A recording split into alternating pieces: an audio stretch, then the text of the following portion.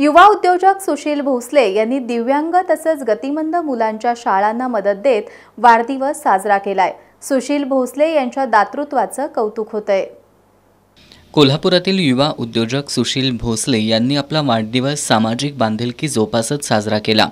यावर्षी त्यांनी दिव्यांग विद्यार्थ्यांसाठी काम करणाऱ्या समर्थ विद्यालय उचगाव या शाळेला आर्थिक मदत केली। त्यांनी मुख्याध्यापिका स्वाती प्रमोद उपाध्ये आणि helpers of the handicapped Kolhapur या संस्थेच्या सचिव रेखाताई मुतालिक देसाई यांच्याकडे 10,000 रुपयांचा धनादेश सुपूर्द केला। तसंच विशेष मुलांसाठी काम करणाऱ्या चेतना विकास मंदिरसाठी 10,000 रुपयांची मदत दिली। संस्थेचे कार्यकारी अध्यक्ष पवन खेबुडकर आणि अधीक्षक कृष्णात चौगले यांच्याकडे मदतीचा धनादेश देण्यात आला।